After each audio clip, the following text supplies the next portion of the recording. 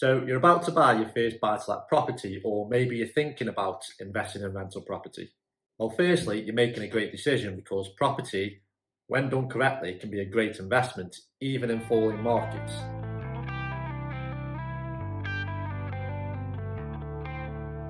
And over the past few years, I've built up a portfolio of 5 rental properties, and I'm looking to increase that to 6 or 7 over the next few months. However, there are a few things that I will recommend to you before you take that leap of faith, which will give you a far better chance of succeeding. In fact, if you stick around to the end of this short video, I'll reveal one trap that almost all new landlords fall into, and this can cost them thousands of pounds of profit.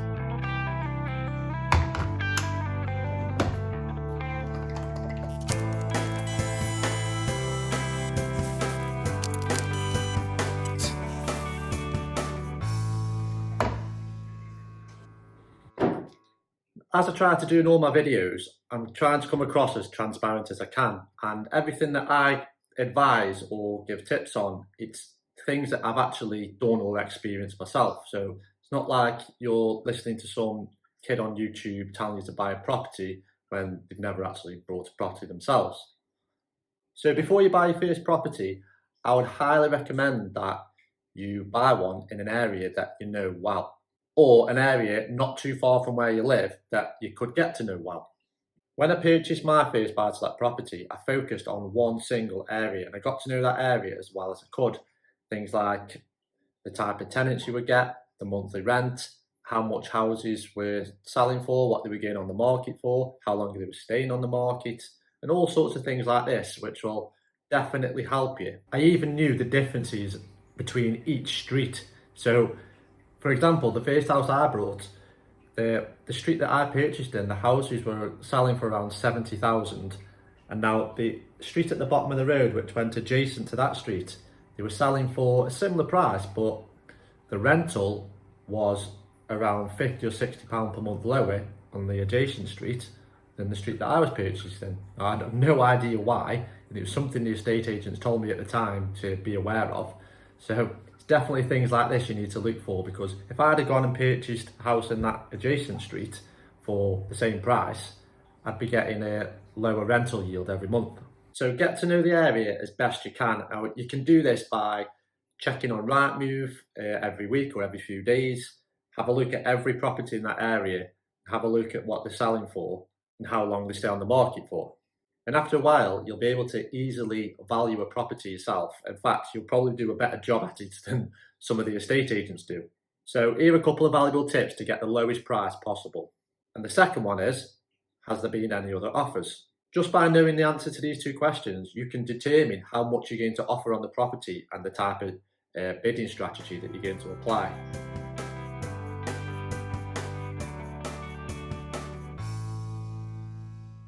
So the first buy-to-let property that I purchased, I learned that the house was actually empty and it was owned by a lady who had sadly passed away. So the house had been left to a family member, and this family member didn't live in the area and they didn't really have any connection with the house.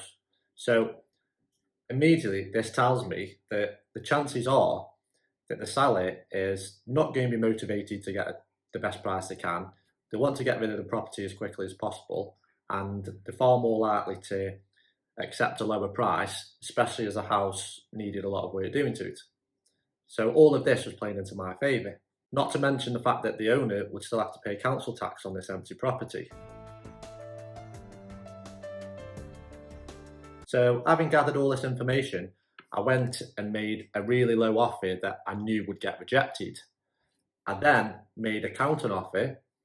So having gathered all this information, I went in with a really low offer that I knew would get rejected. Now, when it did get rejected, and this is a key, I went in with a counter offer slightly higher, but this time I said, that's my final offer. Within 20 minutes, the estate agent had called me back and said that the seller had accepted my offer, and I just bought my first buy-to-let at 14% lower than the market value. Not only did this work for my first buy-to-let, it actually worked for all 5 of them. This is the exact strategy I've used for every single property I've purchased so far.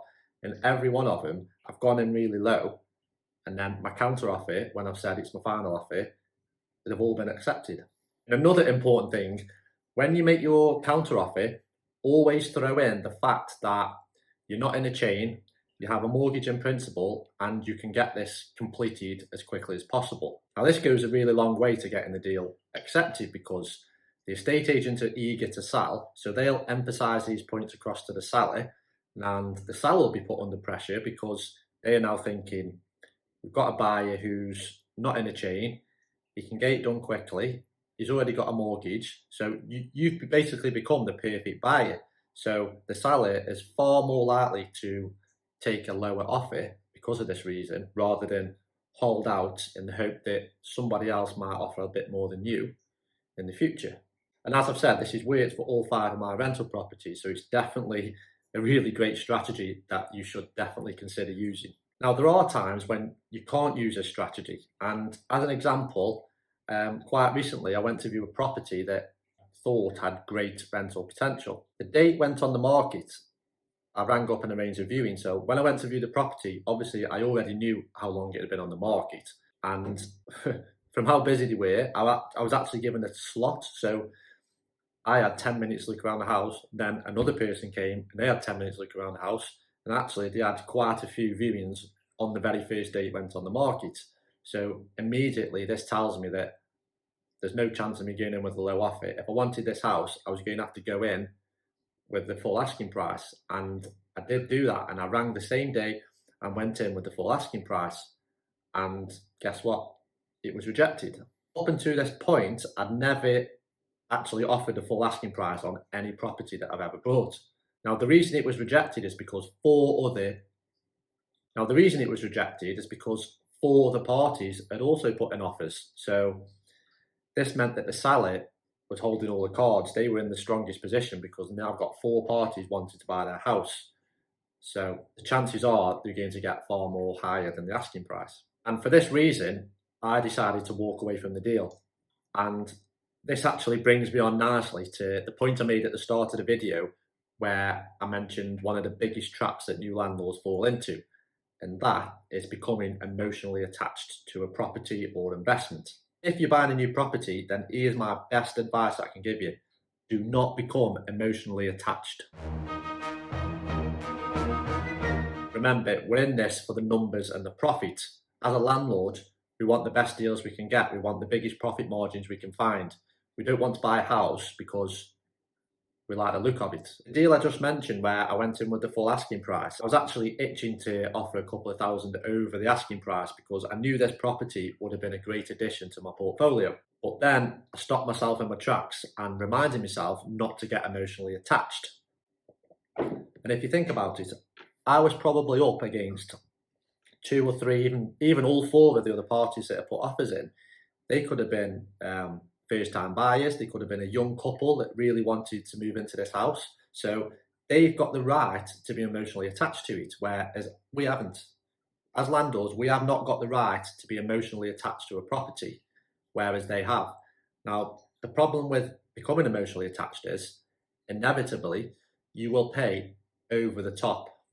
You'll make rash decisions and you'll somehow find a way of buying that property, even though the numbers don't stack up. So always remind yourself that you have no right to be emotionally attached, whereas a first-time buyer looking to make that their residential home, they have got the right to be emotionally attached. Therefore, they can pay above the asking price because basically that's what they want to do. That's where they want to live. So just let them have it, give them the right to do that. If you can't get a property for lower than the market value, then don't buy it. There'll always be plenty of other deals coming on the market all of the time. And the more you look and the more you look at different areas, then the more these deals will just pop out at you. Remember, it's a numbers game. If you can buy properties at below market value, then you're going to give yourself a far greater chance of success, because not only will you increase your profit margins, but if house prices were to fall, then you've also got that bit of a cushion. So if you can buy properties at below market value, you'll massively increase your chances of success, not only because your profit margins will increase, but should house prices fall, then you're giving yourself that cushion. So I hope you took some value from this video. If you did, please hit the thumbs up button, as that will really help with my channel, and I'll be able to offer you more videos in the future. And don't forget to subscribe so that you don't miss them.